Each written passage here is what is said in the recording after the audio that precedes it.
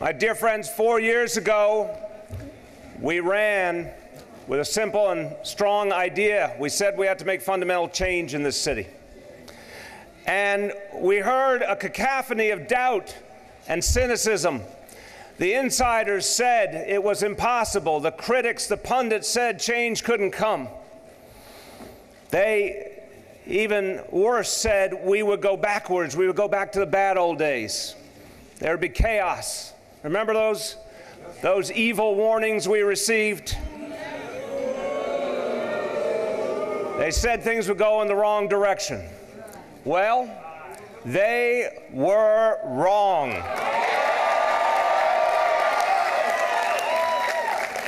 We proved that we could make our city safer. We proved we could make our schools better. We proved we could make our economy stronger.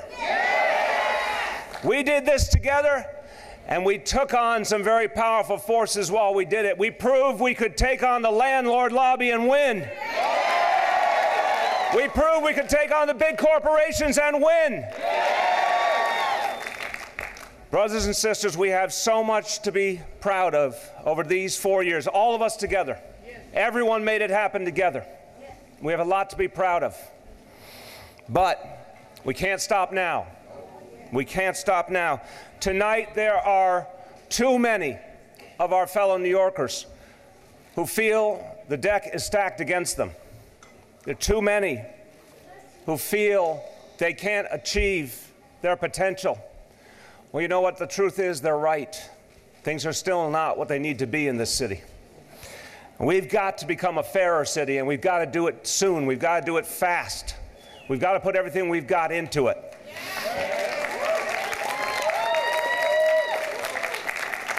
So you saw some important changes in the last 4 years, but you ain't seen nothing yet.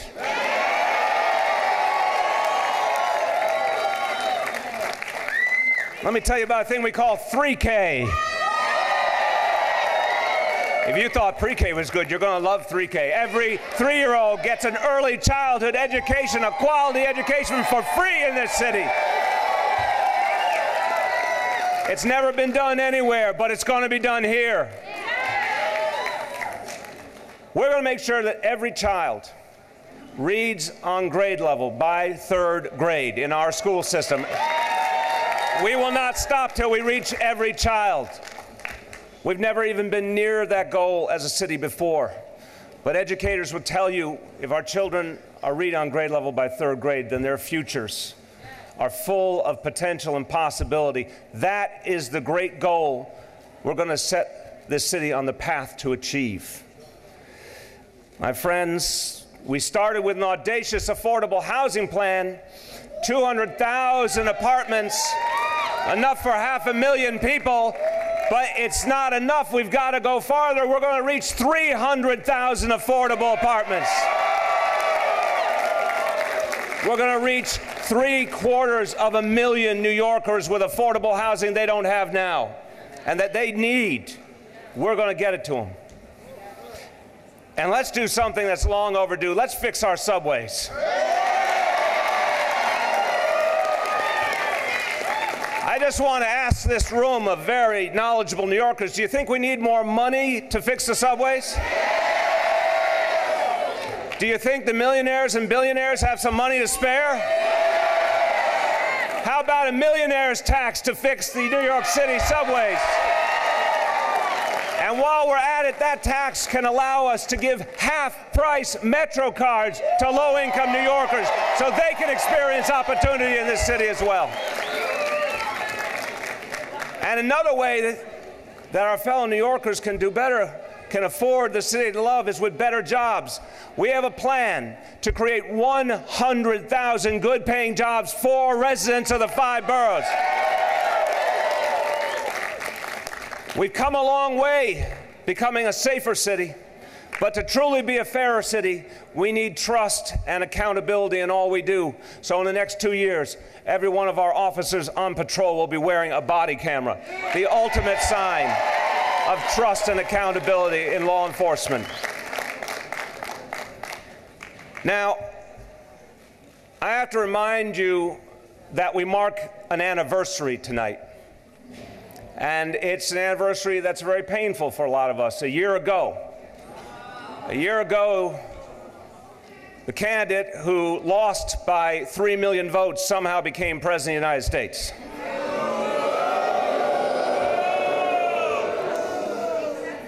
And we have all experienced the last year seeing an affront to this city and our values, seeing an affront to people of all backgrounds and faiths. We've seen something that for so many of us is un-American. Well, I bring you tidings of joy this evening because America got a little fairer tonight. America got a little bluer tonight.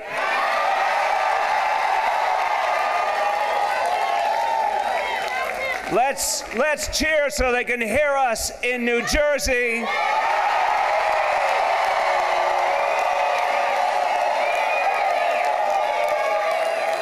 Let's cheer so they can hear us in Virginia.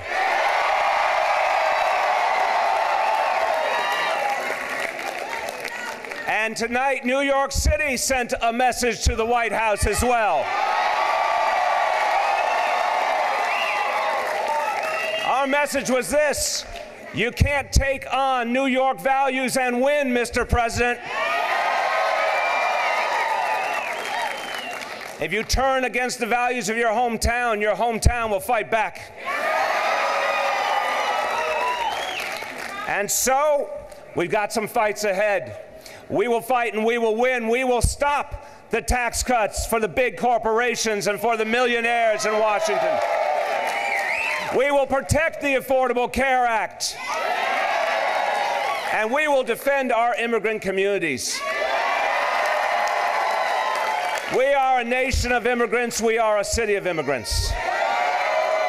As Shirlane always says, not everyone came here willingly, but we are all immigrants. And when there's an attack on immigrants, it's an attack on all of us. A los neoyorquinos inmigrantes, siempre estaremos con ustedes. Si la administración de Trump trata de apartar familias y trata de deportar soñadores, lucharemos con todo lo que tenemos. We will fight with all we have to protect our immigrant brothers and sisters and to make sure the dreamers stay right here where they belong.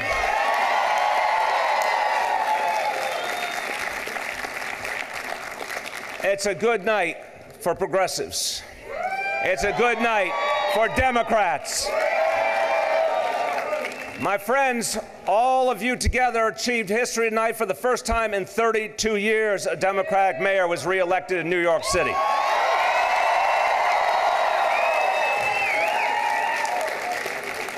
But let us promise each other this will not be the last time. This is the beginning of a new era of progressive Democratic leadership in New York City for years and years to come. So we have a lot to celebrate tonight. We have a lot to celebrate because of this victory, but even more importantly, because of the people we've reached over the last 4 years. Because we've worked to make New York City work better for its people. And we are particularly proud that while pursuing a vision of fairness and respect, we have become more than ever the safest big city in America. We proved the doubters wrong, and we proved that safety and fairness walk hand in hand in New York City.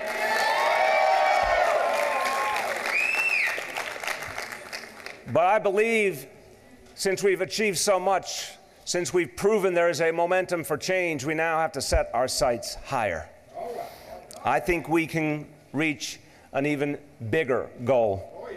Tonight, we dedicate ourselves to making sure that New York is the fairest big city in America. A city known for treating people the right way. A city known for giving everyone opportunity, for never allowing discrimination. or division or separation between the people who make up this great place. That's what we dedicate ourselves to, and I want to give you a picture of what it looks like to be the fairest big city in America. It means that we will have the strongest tools anywhere in the nation to make sure people can afford their own city. The biggest affordable housing plan anywhere in the country. The strongest laws to ensure that developers must build affordable housing. Free lawyers for anyone faced with eviction. Fair rent increases so people know that tenants are always kept in mind in everything we do. We are going to make sure that more and more people can afford this city that they help to make great. That's one way of being fairer.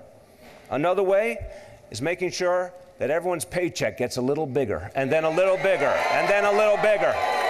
We're going to keep making sure that wages go up in this city.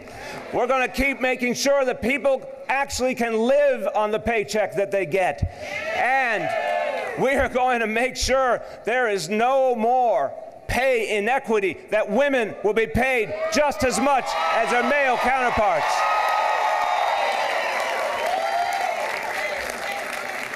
What does the fairest big city in America look like? It looks like a neighborhood school, a good neighborhood school, a school you can believe in. We, too often, when we were all coming up, we heard about the quote-unquote good schools and the quote-unquote bad schools. What an affront to fairness and decency and democracy it is to think that some children could get sent to the quote-unquote good school and others to the quote-unquote bad school. You know what? Every school in every zip code needs to be great. That's what we aspire to in this city.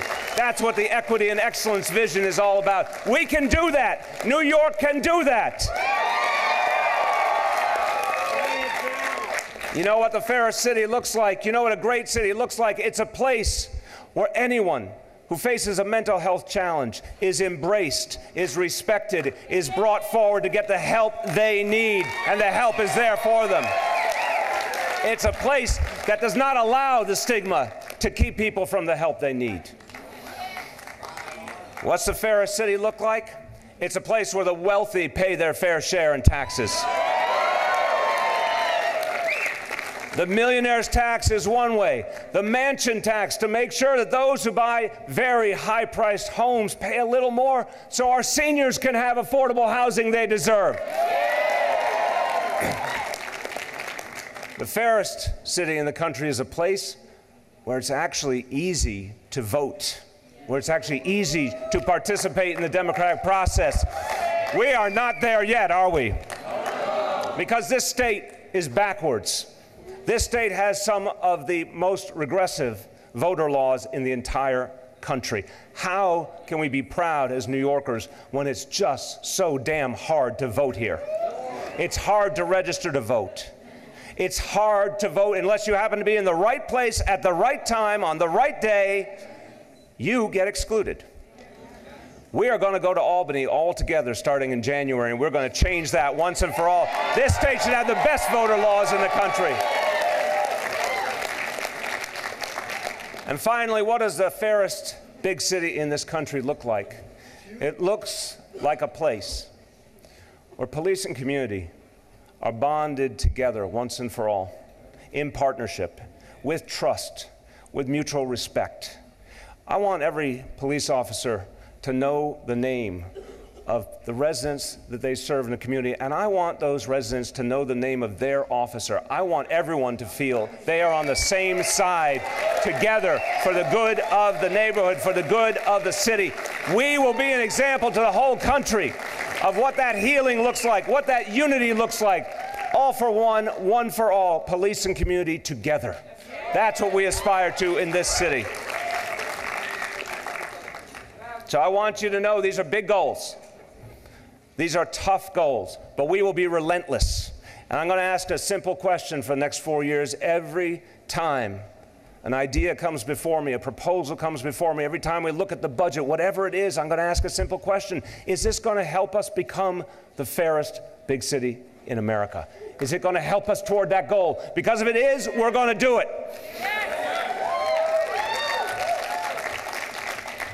But here's the last part of the equation. We can't do it without you, every one of you, and everyone listening out there, and everyone who voted today. We can't do it unless the people decide it's the right thing, unless the people point the way. You demanded change 4 years ago. You said there was too much stop and frisk. You said the city was getting too expensive. You said income inequality was creating a rift that had to be healed. You said it was time for pre-K for all. And these things are happening because you demanded it, and it's time to demand even more.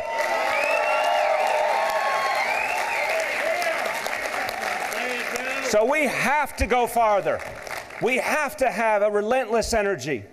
We have to feel an urgency. And I am ready, my dear friends, because I'll tell you something. After 4 years, and they've been intense years. They've been long years. 4 years later, I am more optimistic than the day I started, because I've seen what we can do together.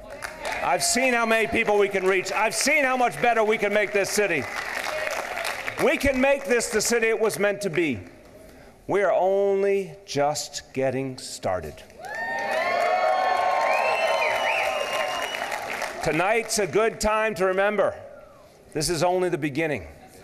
It's only the beginning for this city on our path to a better and fairer and more progressive place. It's only the beginning for our country as we start turning towards a better path, a path where people are respected again and our country can move forward in unity. This is only beginning. And my friends, our job all together is to make sure this is always a city for everyone. Our job is to make sure this city we love keeps its wonderful, open, inclusive character. Our job is to make sure that New York is always New York. Thank you. God bless you all, and God bless New York City. Thank you.